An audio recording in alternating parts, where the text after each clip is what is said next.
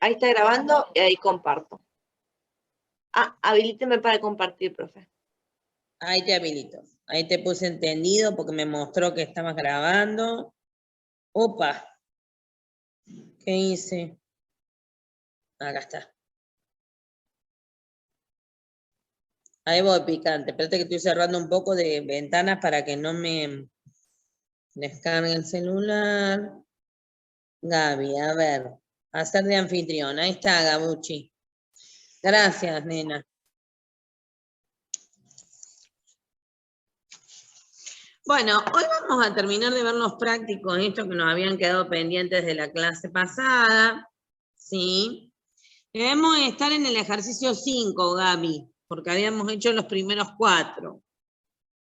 Sí, ahí lo pongo, ¿no? Que se me salió. Y después vamos a avanzar con la parte de dinero. Dinero es teoría, así que va a ser fácil, ¿sí? Bueno. El ejercicio número 5 es un ejercicio donde nos da de dato el Producto Nacional Neto a precio de mercado, ¿sí? Me pide calcular el Producto Nacional Neto a costa de factores. Entonces yo, siguiendo el esquema, ¿tienen el esquema a mano? Sí, ¿verdad? Sí, profe. Siguiendo el esquema, parto del Producto Nacional Neto a precio de mercado, 2.000 pesos, le resto el impuesto indirecto, 620, le sumo los subsidios, 310, y tendría que llegar al Producto Nacional Neto a costa de factores. ¿Quieren hacer el intento? A ver si les da lo mismo que a mí.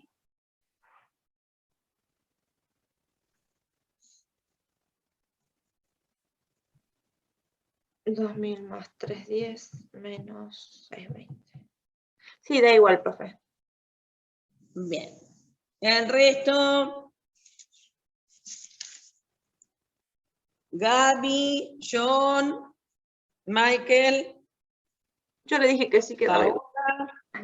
Ah, vos me habías dicho que sí, Gaby, no te me enojes. Vale. Pao, ¿alguna duda? No, profe, ninguna duda. No. Bueno, pasamos al próximo entonces, al ejercicio 6. Bueno, este ejercicio es similar a uno que habíamos hecho, ¿sí? ¿Tenés ganas de pasar a la próxima diapositiva? Me parece que lo que le agrega, sí, ¿viste? Era, no dije nada. Volvete atrás, Gabuchi, no me hagas caso. En este caso puntual, el ejercicio número 6. Si usted me aguanta el 5, yo traje por las dudas. Previendo que podríamos tener alguna demora con la reunión, traje impresa las consignas. La consigna dice, las 6, ¿no? 1, 2, 3, 4, 5, acá. Dice, en una economía el Producto Nacional Bruto es de 5.100, las depreciaciones de 520, los impuestos indirectos 200 y los subsidios 60. Se solicita a usted que determine el Producto Nacional Neto a costa de factores. Entonces ahí nos conviene recurrir al método, al esquema del método del gasto. Partimos de que el Producto Nacional Bruto a precio de mercado es 5.100. ¿Qué hacemos con las depreciaciones? ¿Las sumamos o las restamos? Se restan. Se restan. Entonces eso nos permite pasar de bruto a neto. Entonces ahí paso a Producto Nacional Neto a precio de mercado, que me tendría que dar 4.580. ¿Te dio como a mí? Sí, profe. Sí, profesora. Bien.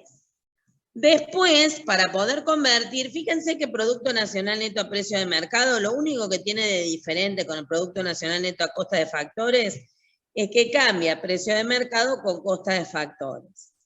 ¿Qué les conviene a ustedes hacer en ese caso? Restan los impuestos indirectos, 200, y suman los subsidios, 60, Y me da que es el Producto Nacional Neto a costa de factores de 4.440. ¿Sí? Sí, profe. Sí, profe. Bien. Pasamos al ejercicio número 7. Dice los datos de la economía son los siguientes: el Producto Bruto Nacional a precio de mercado 5.000, la inversión interna bruta 2.500, las remesas recibidas 100, las remesas enviadas 200. ¿Sí?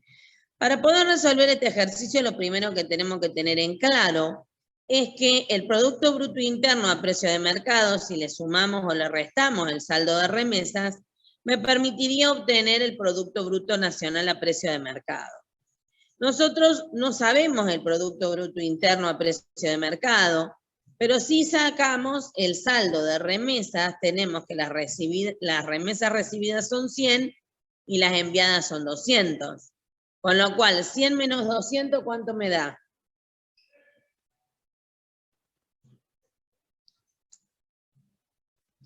Si es negativo, profe. Te va a dar negativo menos 100. Claro. Ah, porque ¿Tá? puede ser cualquiera de los dos, sí. Puede ser más o menos. Claro.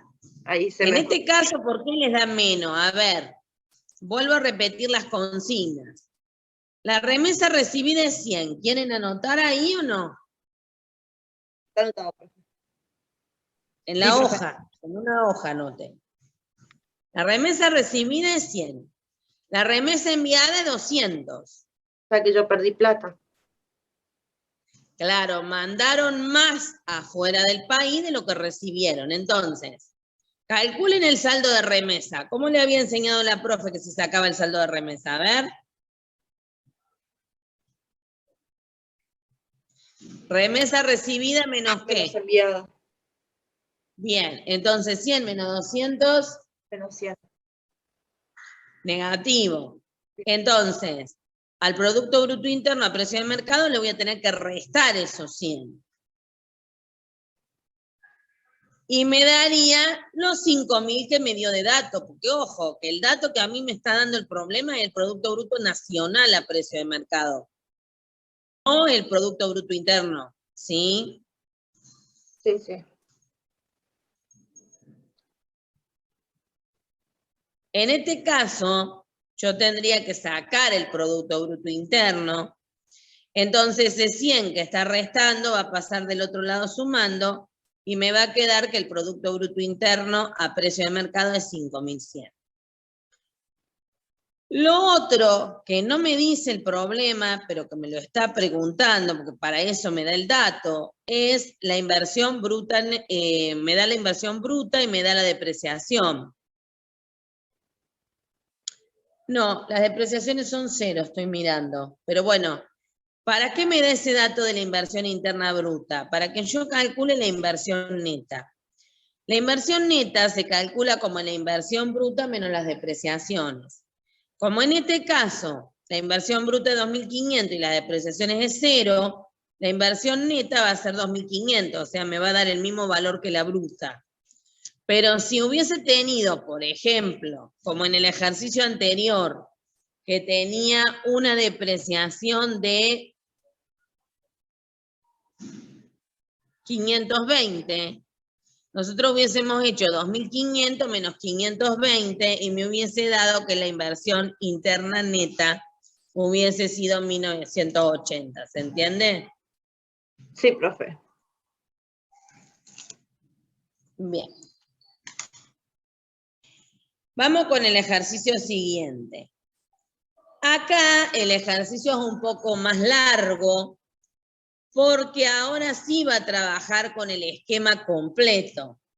Fíjense que arranca desde el consumo de las familias, que en este caso puntual es de 15.000, agrega el consumo del gobierno, que es de 5.000, la variación de existencia, que es de 4.000, suma exportaciones 25.200 y resta importaciones 8.000.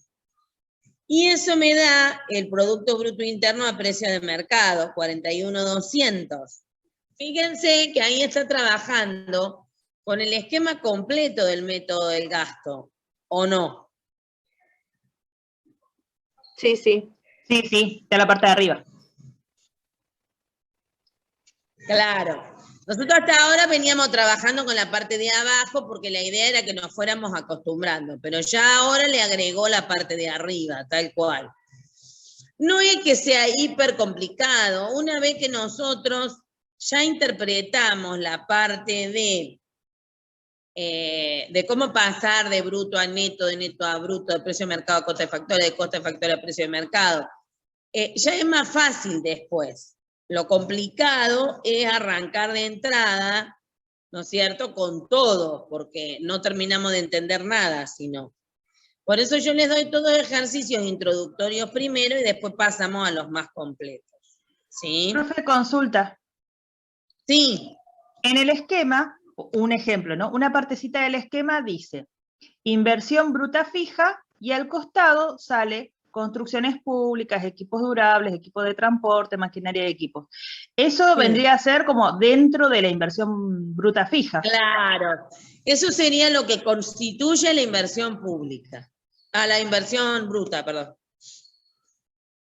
Ok, sin un problema. Me sale el valor de equipos durables, lo tendría que colocar en el esquema donde dice inversión bruta fija. Tal cual. Gracias. De nada. Bueno, hasta acá venimos bien. Sí, profe. Bueno, lo único que hemos calculado es el Producto Bruto Interno a precio de mercado.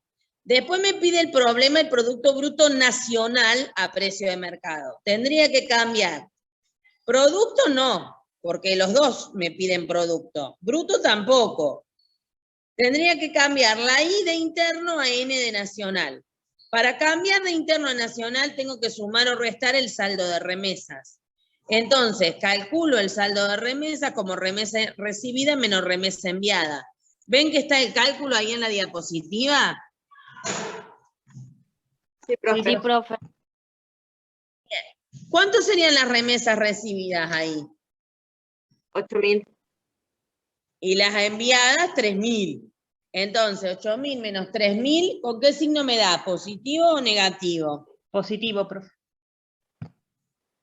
Entonces, sumamos saldo de remesa, 5.000, y me va a quedar que el Producto Bruto Nacional a precio de mercado es 46.200, ¿ok? Sí, profe.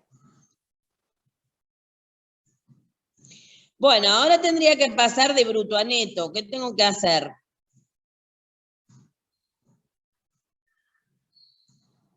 Restar las depreciaciones. Entonces ahí me quedaría que el Producto Nacional Neto a precio de mercado me daría 31.200.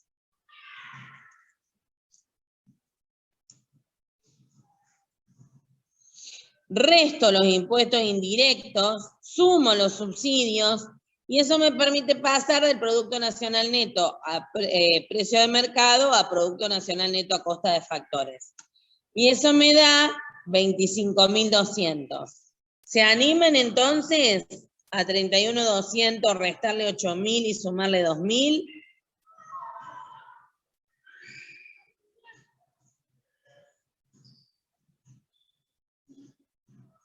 Sí, da eso, profe. Bien. Si ustedes se fijan en la consigna, nos pedía calcular Producto Bruto Interno a precio de mercado, que está en el PowerPoint anterior. Nos pedía calcular Producto Bruto Nacional a precio de mercado, que está en este. Producto Nacional Neto a costa de factores, que también está en este. Pero después me pide el ingreso personal y el ingreso disponible. Mientras me habla de producto, es porque estamos trabajando con el método del gasto. Pero yo puedo pasar del método del gasto al método del ingreso. Porque cuando yo trabajo con ingreso personal o con ingreso disponible, estoy trabajando con el método del ingreso. ¿Y esto por qué es así? Porque nosotros sabemos, porque ya lo hemos visto en la teoría, que el ingreso nacional neto a costa de factores es lo mismo que el Producto Nacional Neto a costa de factores y por lo tanto, si el Producto Nacional Neto a costa de factores nos había dado 25.200, partimos de ahí, que sería lo mismo que el ingreso nacional neto a costa de factores, y a partir de ahí usamos el método del ingreso. ¿qué dice el método del ingreso? Y que tengo que beneficios que no son distribuidos por la sociedad. ¿Tengo en este ejercicio beneficios no distribuidos por la sociedad? No. Entonces lo pongo en blanco. Después tengo que restar el impuesto sobre los beneficios, que sería lo mismo que el impuesto de las sociedades. El impuesto a las ganancias para las sociedades. Tampoco tengo, así que lo coloco en 0 o lo pongo vacío. Tengo que restar los aportes jubilatorios. Pasa exactamente lo mismo, lo pongo en 0 o lo dejo vacío. Tengo que restar los beneficios de las empresas del Estado. Pasa exactamente igual porque no tengo nada. Si tuviera, lo resto. Sumo las transferencias. Asignación universal por hijo, jubilaciones, pensiones graciables. En este caso no hago nada porque no tengo.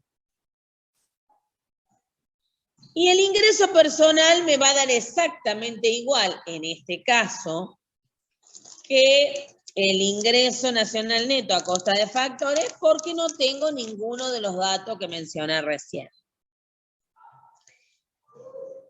Partiendo del ingreso personal, que son los 25.200, ya voy a estar en condiciones de pasar al ingreso disponible, ¿sí? ¿Qué tendría que hacer para pasar del ingreso personal al ingreso disponible? Ustedes van a ver en las consignas que hay un ítem, nosotros habíamos usado las exportaciones, las importaciones, la variación de existencia, el consumo del gobierno, el consumo de las familias, pero hay un ítem que dice impuesto directo pagado por las familias. ¿Cuáles son los impuestos directos? El impuesto a las ganancias. Se va a llamar impuesto pagado por familia o por persona, porque si tenemos familia y pagamos, lo paga la familia entera. Y si es por persona, no lo paga la familia entera, lo paga la persona. Si yo soy soltera, pago yo el impuesto a las ganancias, ¿sí? ¿Ok? Profe, disculpe una consulta. ¿De dónde sacaba los datos que nos está mostrando ahora? O sea, sé que son de los ejercicios UTN que dice 02 de noviembre, pero ¿cuál era el trabajo práctico? El trabajo práctico tiene que ser el 8.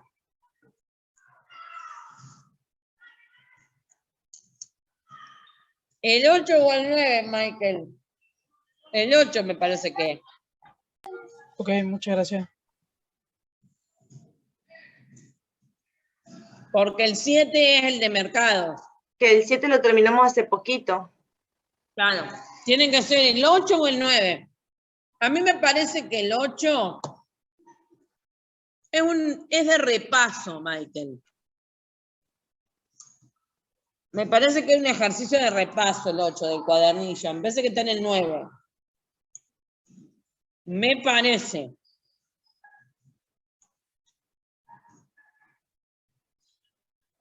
Después me voy a fijar bien cuando llego a casa y te mando un mensaje. Dale, profe. Gracias. En el cuadernillo tiene que ser el 9. Lo que no me acuerdo es en el campus, porque a veces subo la ejercitación al campus sin seguir el orden del cuadernillo, porque ustedes en el cuadernillo ya lo tienen.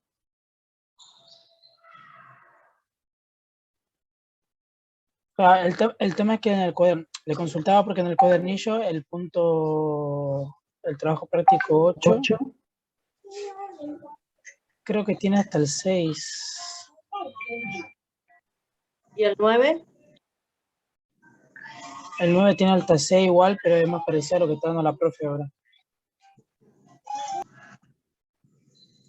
Yo después me fijo bien, capaz que es un archivo que subí en el campus que no está en el cuadernillo. Déjame que lo chequeo Sí, cuando...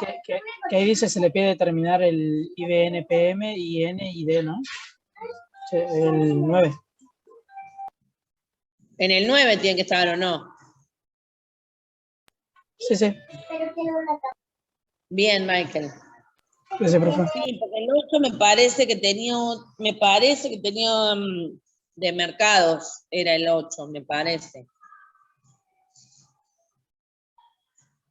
Pasa que como no volví, no tengo compu, estoy media como Adán en otoño acá, pero después si querés me fijo bien, Michael.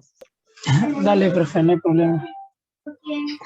Pasa que no quería no darles clases, porque después me atraso y no me falta mucho para terminar el programa. Y a mí me gusta terminar el programa, yo soy re porfiada.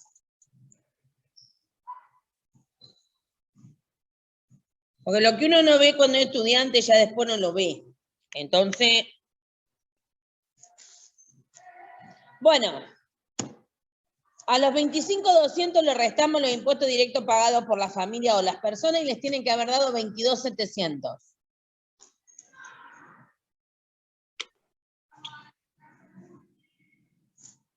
Sí, profe. ¿Sí? Ujú. Bien. ¿Pasamos al próximo? Sí. El próximo ejercicio tiene que ser, bueno, en realidad es teoría, pero después el próximo ejercicio va a ser del método del ingreso. No, tranqui, volvés, eco. Bueno, esta parte yo se las agregué, no está en el programa, pero me pareció importante, así que se los agregué. Para el cálculo del Producto Bruto Interno, se tienen en cuenta los bienes de capital que son adquiridos por los empresarios. ¿Qué son los bienes de capital? Lo que me leía Paola hace un rato, los equipos, las inversiones, las maquinarias, ¿sí?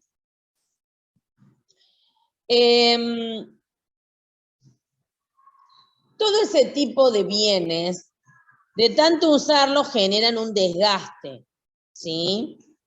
¿Por qué? Porque son bienes que se utilizan durante un tiempo más o menos prolongado según el tipo de bien. Esos bienes, entonces, requieren de gastos de mantenimiento por los adelantos tecnológicos o los desgastes. El desgaste, entonces, se denomina depreciación. La inversión es el aumento de los bienes de capital que están dados por la diferencia entre los bienes nuevos y la depreciación de los bienes antiguos. Si al Producto Bruto Interno, o sea, o a algo bruto en general, le resto la depreciación o el desgaste de los bienes de capital, obtenemos el Producto Interno Neto o PIN. La fórmula entonces del PIN, que es el Producto Interno Neto, es el Producto Bruto Interno menos las depreciaciones. Ven que ahí se vuelve a comprobar esto que les decía de que si al bruto le restamos las depreciaciones nos da el neto, ¿sí? Sí, sí. Bien, ustedes me van a decir, profe, ¿y esto para qué me sirve? Cuando el Producto Bruto Interno aumenta, incide favorablemente en la economía. ¿Por qué? Porque el Producto Bruto Interno es lo que se produce dentro del país. Si hubiera una distribución equitativa, o sea, si todos recibiéramos lo mismo, lo producido en el país se divide por la cantidad de habitantes y me daría el Producto Bruto Interno per cápita o el ingreso per cápita, que sería cuánto tendríamos que cobrar cada uno de nosotros. Por ejemplo, el Producto Bruto Interno de Argentina del año 2008, dividido la cantidad de habitantes de Argentina en el 2008, nos permite obtener el Producto Bruto Interno. Ahí tendríamos que haberlo achicado, me quedó como muy grande. Fíjense, estos son datos reales, ¿sí? En el año 2008, el Producto Bruto Interno de Argentina fue 324.400 millones. Mucho, ¿no? Sí. Sí, profe. Dividido 39.746.000 habitantes que tenía Argentina en ese momento, cada argentino debería haber cobrado 8.162 dólares. Ustedes me van a decir, profe, pero los argentinos no cobramos todos iguales, porque hay una distribución regresiva de la riqueza. Hay un sector que tiene concentrado mucha cantidad de ingresos y un sector que recibe muy poco.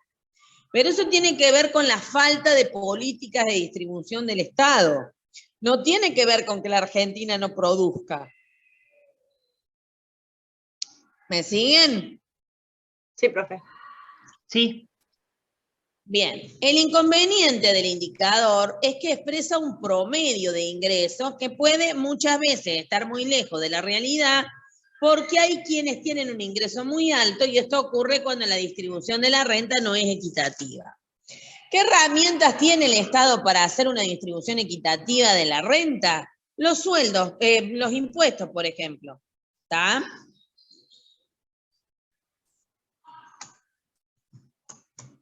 Sí, profe. Bien. Por eso el impuesto a las ganancias, le cobramos más al que más gana. ¿Está? Por eso el impuesto a los bienes personales, le cobramos más al que más tiene. Bien. Método del Producto Bruto Interno por el método del ingreso. Existe otro método, que lo vamos a ver mañana, que es el método del ingreso. El ingreso nacional es la totalidad de los pagos a los factores de producción de un país que prestaron su servicio al sistema productivo en un periodo determinado. Para pasar al ingreso personal hay que restar las retribuciones retenidas, aportes jubilatorios, beneficios de las empresas del Estado y sumar la paga que reciben las familias en concepto de transferencias, jubilaciones y pensiones. Si al ingreso personal le restamos el pago de impuestos directos, llegamos al ingreso disponible. ¿Sí?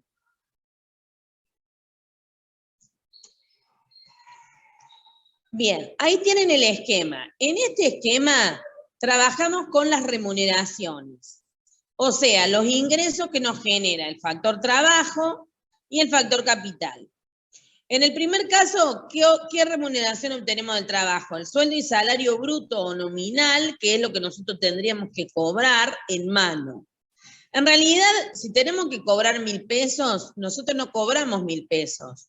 Cobramos en mano 830 y 170 son aportados a la AFIP.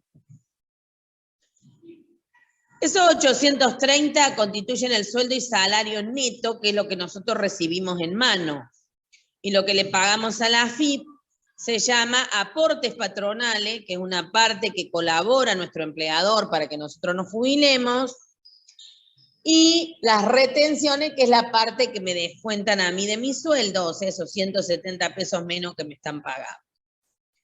Después tenemos las remuneraciones al factor capital, que tenemos intereses, rentas, alquileres, beneficios de las empresas del Estado, como sería Aerolíneas Argentinas, YPF. Y después tenemos los beneficios totales de las sociedades anónimas. Acá tenemos que hacer un paréntesis porque con respecto a las sociedades anónimas, si la sociedad anónima gana 10.000 pesos, hay una parte que se distribuye entre los socios, pero si gana 10.000 pesos no puede distribuir los 10.000 pesos. O sea, si gana 10.000 pesos va a poder distribuir 3.000, que es lo que se va a llevar cada socio, y va a haber 7.000 que no se distribuyen.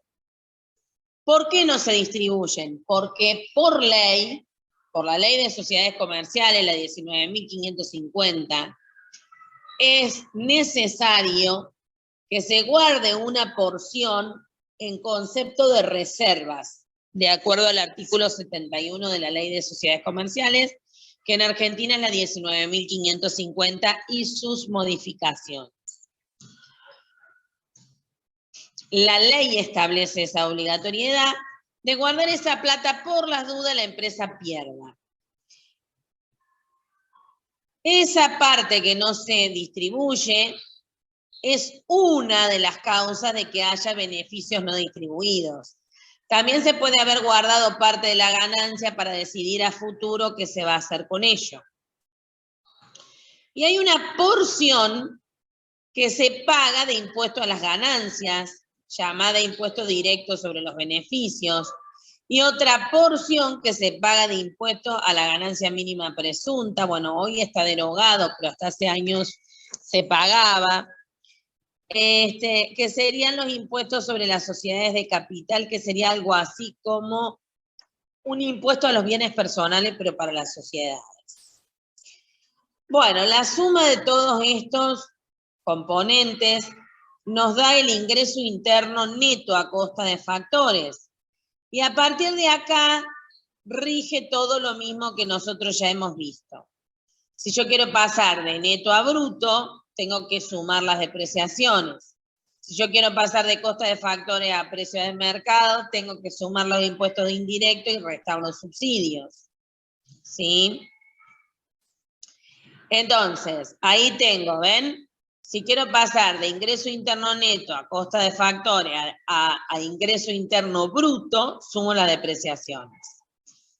Si quiero pasar a precio de mercado, tengo que sumar los impuestos indirectos netos. ¿Cómo se sacan esos impuestos indirectos netos? A los impuestos indirectos les resto los subsidios, ¿sí? Eso me da el ingreso interno bruto a precio de mercado. Le puedo sumar o restar el saldo de remesas. Me va a dar el ingreso nacional bruto a precio de mercado.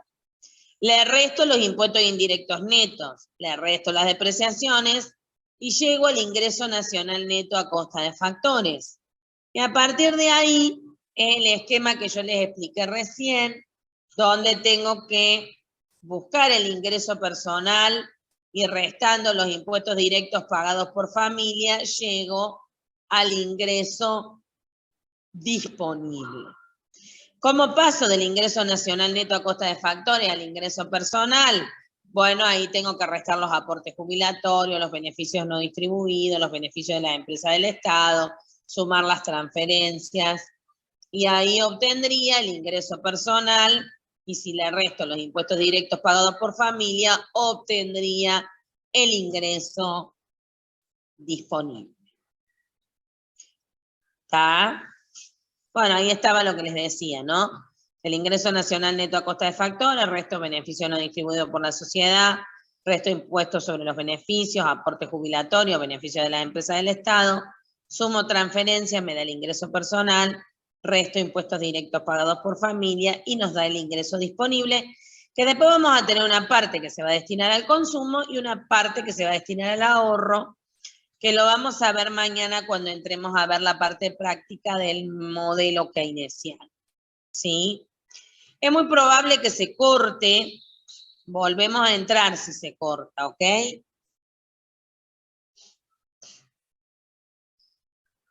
Bueno, profe. Bien, con esto terminaríamos la parte de, ¿cómo es que se llama esto? Esperen que arranque. De el esquema del método del ingreso, vamos a tener que retomar la parte práctica, ¿verdad? Que lo vamos a ver mañana. Vale. Ahora vamos a arrancar con el archivo de PDF de dinero. Profe, ¿quieren terminar la reunión y nos volvemos a conectar? Porque quedan 4 minutos. Sí, por eso les decía, ¿quieren que cortemos acá? Después nos volvemos a conectar y cuando vos puedas, Gabuchi, me abrís el archivo de dinero. Dale. Pasá, Gaby, el archivo de dinero al WhatsApp si podés. Dale. Pobre Gaby, la tenemos de che pibe hoy. A ver, yo voy a compartir ahí el navegador y usted me dice cuál de dinero. Ok, a ver, dale. Apa, me va esta mierda. Vamos a Te aprovechar. tenemos de che pibe hoy, Gaby. Ahí está.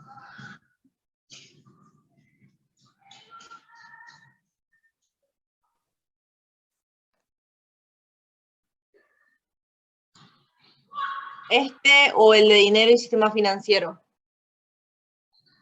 No se ve, Es Gaby. el de dinero y el sistema financiero, me parece. Es un archivo de PDF. Este es un PowerPoint. El dinero a continuación, este es un PDF. Sí, el PDF. Porque lo otro lo vimos en la clase del jueves, ¿te acordás? Sí, esto. El PDF no lo di el jueves porque tenía que dar la otra parte que era introductoria. Que era el dinero, cuáles eran las funciones, las características, la diferencia con el trueque, todo eso. Ahí se ve el PDF y son 7 páginas. Ahora veo al archivo rojo, pero igual si querés nos desconectamos y nos volvemos a conectar, así te da tiempo a grabarlo y todo eso, ¿o no? Sí. Esta es para dejarle a la mano. Ah, bien, datos. Ese, bien. ok. Dejar de compartir. Ahí está grabando, ahí comparto. Me dicen no cuando Bien. quiere que cambie. Ahí estamos. Bueno, vamos a ¿Se ve? retomar entonces las características del dinero. ¿Se ve? Sí, perfecto, Gabuchi. Bien. Perfecto, bueno. La clase pasada habíamos estado viendo que el dinero tiene un papel importante en la economía. Generalmente hablamos de una economía monetaria, ¿no es cierto? ¿Por qué monetaria? Y porque tiene que tener existencia de moneda. ¿Por qué es importante el papel? Porque el dinero tiene cierta influencia sobre los precios, sobre el nivel de actividad económica, que sería el PBI, sobre las tasas de interés, que sería el valor o el precio del dinero, entre otras variables importantes. Por otra parte, el comportamiento de estas variables afecta a las decisiones que toman los distintos agentes económicos, familia, empresa y Estado. Es por eso que es muy importante conocer el papel del dinero y el sistema financiero en la economía y cómo es que en la economía se lo puede afectar a través de ellos. Los activos financieros, bueno, arranquemos por saber qué es un activo, ¿no es cierto? Un activo es un derecho, le otorga un derecho a su poseedor. O sea, la persona que tiene un activo financiero, lo que está teniendo es un derecho, ¿sí? Existen los activos reales, que sería, por ejemplo, una casa, un auto, que son bienes físicos, terrenos, edificios, bienes de capital podría ser una máquina, ¿sí? Pero también existen los activos financieros, un título, una opción, una acción, etc. ¿Cuál es la característica que tiene el activo financiero?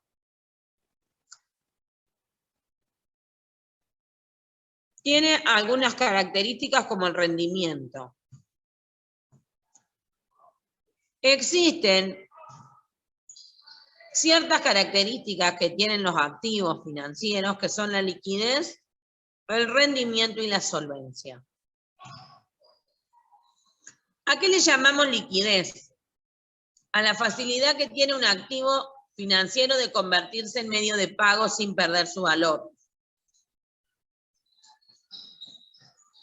¿A qué le llamamos rentabilidad o rendimiento? En el caso de un activo financiero, al interés que el activo devenga como compensación a su poseedor.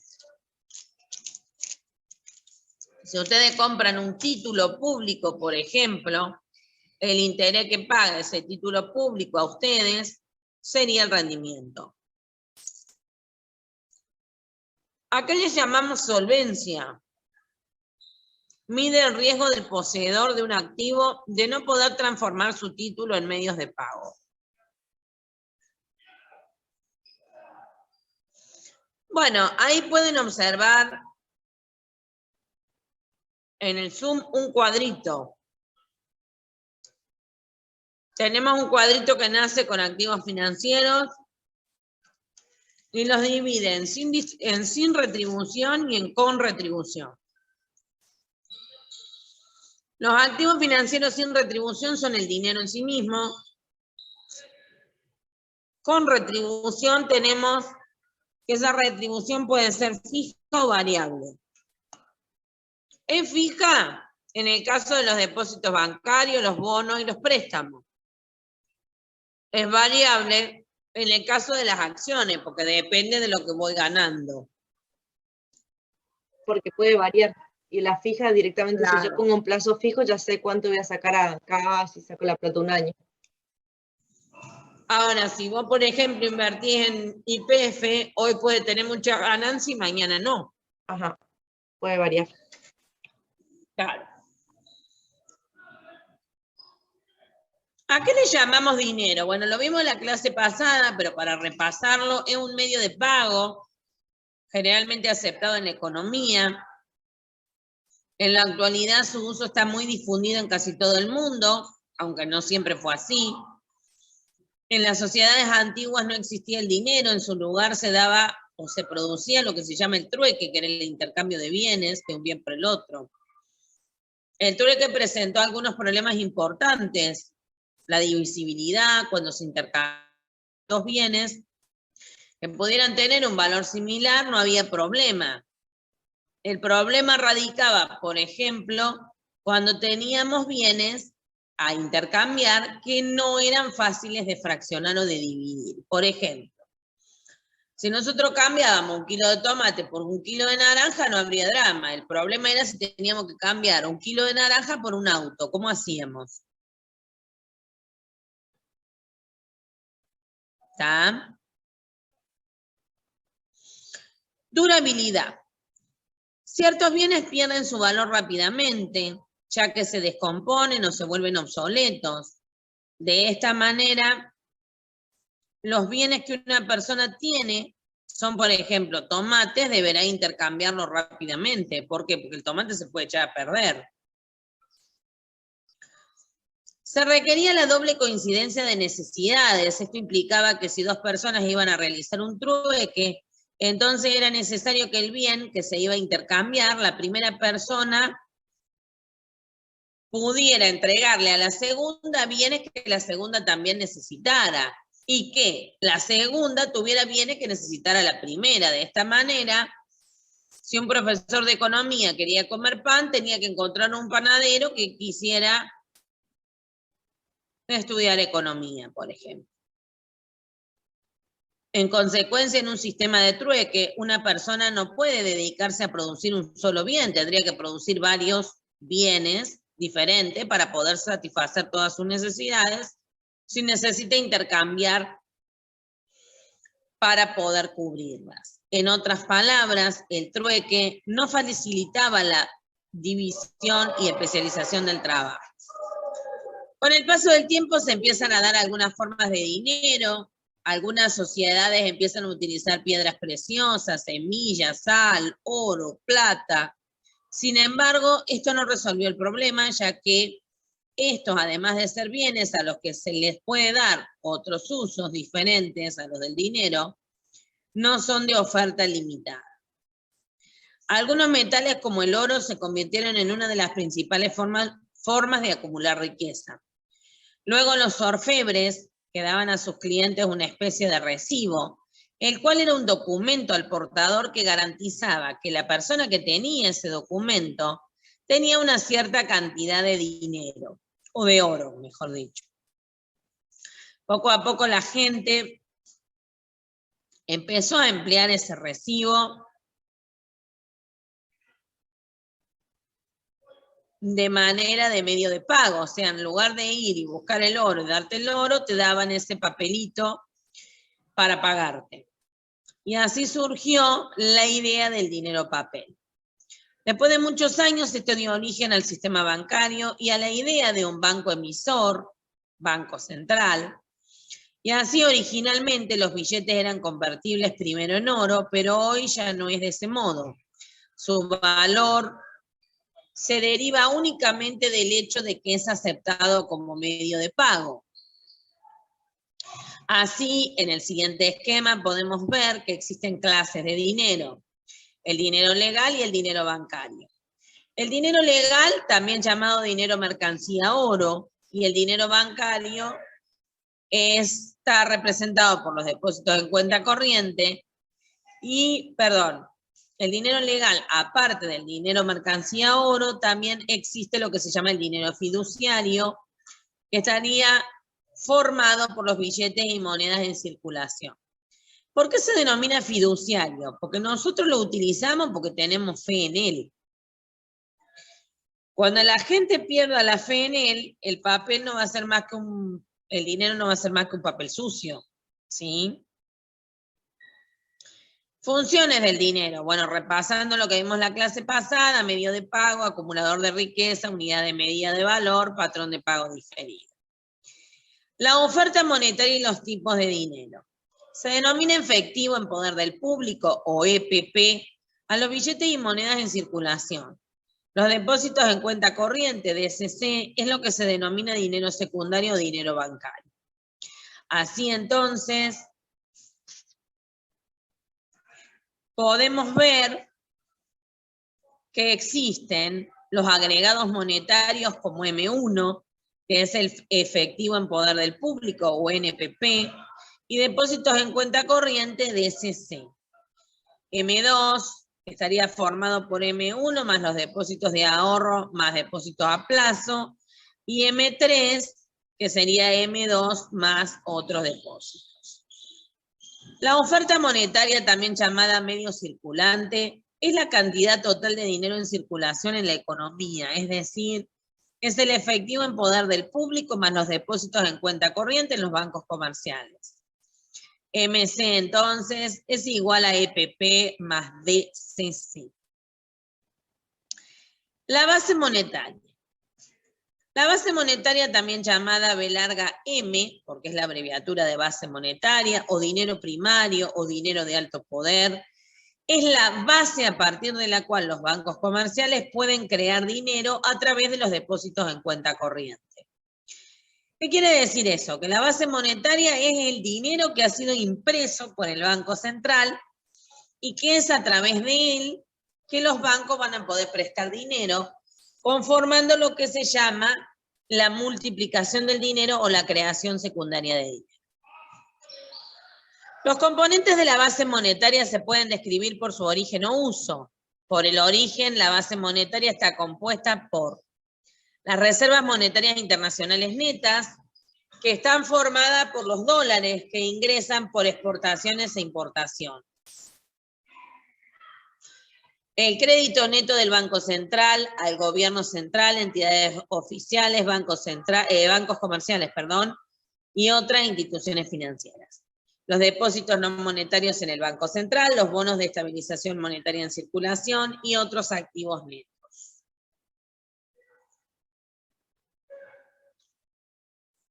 ¿Alguna duda, algo que me quieran preguntar hasta ahí? No. No, profe. Todo tranquilo. Bien. Según el uso, está formada por el dinero en efectivo, que es lo que está en mano de la gente, por eso hablamos del poder del público, más las reservas bancarias, que es la parte del dinero que por disposición del Banco Central los bancos están obligados a guardar. Dicho de otra manera, entonces, la base monetaria es EPP más RB, que sería el dinero en poder del público más las reservas bancarias. La creación del dinero. Tenemos dos tipos de dinero, el dinero primario y el dinero secundario. El dinero primario es el dinero directamente emitido por el Banco Central. Este crea cuando compra oro y divisas extranjeras, cuando le otorga créditos al gobierno o a entidades oficiales, cuando otorga préstamos y redescuentos a los bancos comerciales, porque los bancos centrales pueden ser bancos de los bancos comerciales. Cuando paga cheques librados contra la cuenta corriente, cancela depósitos o rescata bonos que hayan sido emitidos por el propio banco. Cuando efectúa inversiones en valores mobiliarios, que serían títulos, acciones, bonos, obligaciones negociables e inmuebles. Cuando realiza gastos, intereses, comisiones y demás obligaciones causadas para su funcionamiento. Después tenemos el dinero secundario, que es el dinero creado por bancos comerciales al otorgar préstamos y realizar inversiones.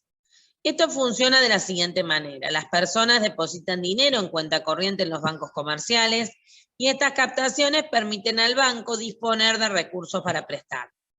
Sobre las captaciones realizadas, los bancos deben mantener una reserva que se denomina encaje legal y esto limita la capacidad de los bancos para prestar, ya que no podrán prestar todo lo captado. De los préstamos realizados, una elevada proporción es depositada de nuevo en las cuentas corrientes de los bancos. De esta manera, los nuevos depósitos incrementan el medio circulante, dándose un proceso de multiplicación de dinero en circulación. Ver la ilustración. Y ahí van a ver lo que es el multiplicador del medio circulante. Tal como se mencionó con anterioridad, cuando un banco central recibe dinero, o sea, capta dinero a través de los depósitos en cuenta corriente y luego presta dinero, el cual a su vez vuelve a ser depositado y prestado nuevamente, realiza un proceso de multiplicación del medio circulante. Ese proceso es limitado por la magnitud del encaje mínimo legal, también llamado encaje bancario, y por los deseos del público de mantener dinero efectivo en las manos. Este proceso de multiplicación, que se ilustra con el siguiente esquema, supone, por ejemplo, que el Banco Central emite 100 pesos y que el encaje mínimo legal, o sea, el EML o las reservas legales, que es lo mismo, fuera del 20%. Entonces, si yo emito 100 pesos y tengo que guardar el 20%, ¿cuánto es el 20% de 100 pesos? 20 pesos. 20 pesos. Bien. Esos 20 no voy a guardar como reserva.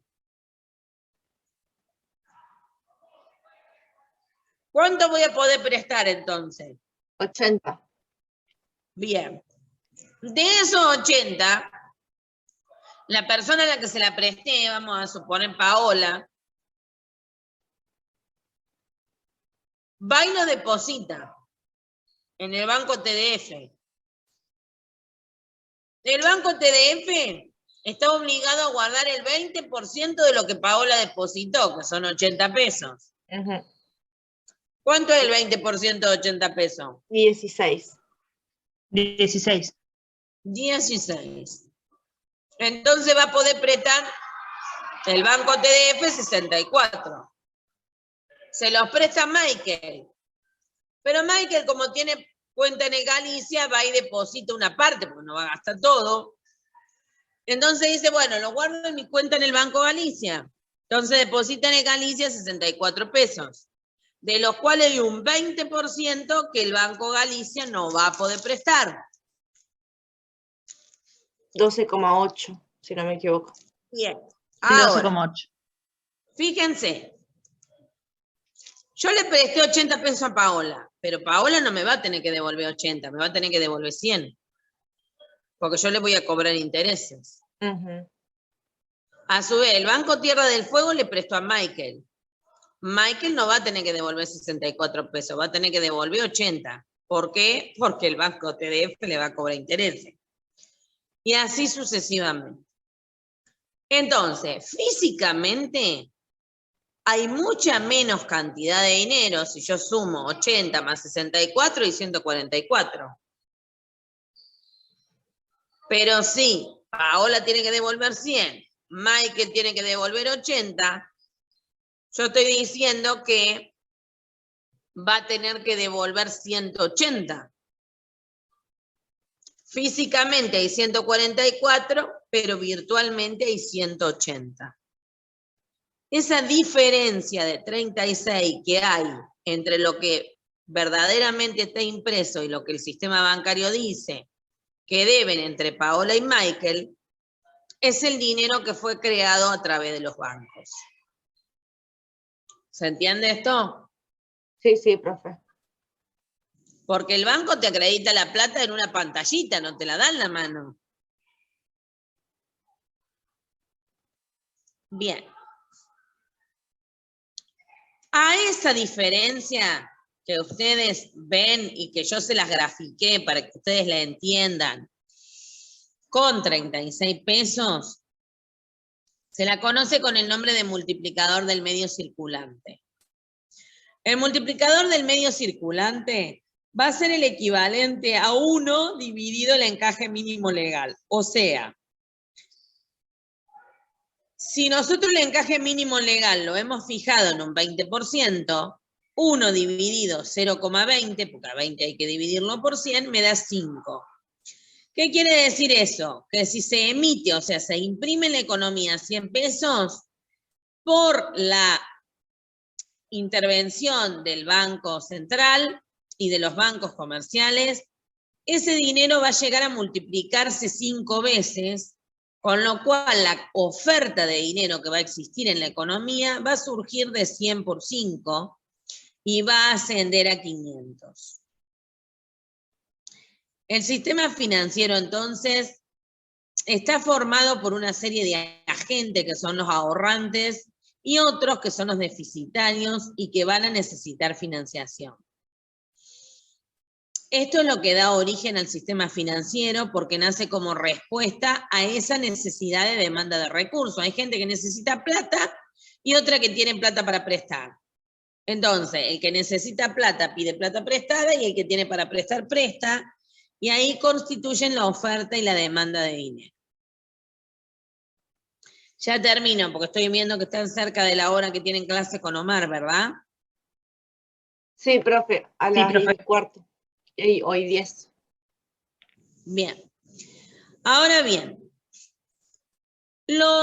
normalmente la gente que necesita dinero ni conoce ni está comunicada con aquel que tiene para prestar. El que hace el nexo es el banco, ¿sí? Entonces, como consecuencia de que existe gente que necesita y gente que tiene, surgen los intermediarios financieros, los cuales se encuentran y acercan al oferente y al demandante de recursos. De esta manera facilitan el traslado de recursos de quienes lo tienen y así captan parte de los fondos de las unidades superavitarias, que es al que le sobra, y le prestan los que le faltan, que son los deficitarios.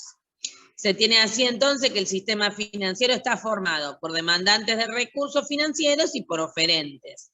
Los demandantes, los que necesitan plata y son deficitarios, y los oferentes, los que son superavitarios y les sobra. Y el conjunto de instituciones que reúne a estos y que garantizan que esos oferentes tengan una rentabilidad y que los demandantes puedan obtener la financiación que requiere, ¿no es cierto?, son los que conforman el sistema financiero, en el cual se negocia dentro del mercado financiero, que es donde se transan los activos financieros. Y ahí tienen un cuadrito de los intermediarios financieros, los superavitarios que son los que demandan y los deficitarios, los superavitarios que son los que ofrecen, los deficitarios los que demandan. Y después tienen la explicación de que participan del mercado financiero una serie de agentes e instituciones, entre las cuales tenemos las empresas emisoras, que son aquellas que emiten títulos con el fin de financiar su actividad. Los inversionistas, que son los agentes que buscan obtener una rentabilidad, además de seguridad por sus recursos y que van a decidir comprar parte de esos títulos o acciones que están emitiendo las empresas. Los intermediarios financieros, que son las instituciones que actúan como intermediarias entre demandante y oferente de activos financieros y que están formadas, por ejemplo, por los bancos, por los agentes de bolsa, etcétera. Los organismos de control que están dentro del sistema y que están encargados de regular y de velar para el adecuado funcionamiento de este. La bolsa de valores, que entre sus diversas formas tiene que suplir un lugar adecuado para llevar a cabo las transacciones. Bueno, finalmente tenemos la clasificación de los mercados financieros, que según el tipo de activos en los que se negocia, se divide en crediticio y de valores. El mercado crediticio es donde básicamente se encuentran los agentes tales como los bancos comerciales y otros agentes, cuya actividad principal es obtener recursos captándolos para después dar créditos. Dentro de la idea del mercado de valores hay una serie de transacciones que se realizan con activos emitidos por empresas o por el Estado, como son las acciones, los títulos de deuda, las divisas, etc.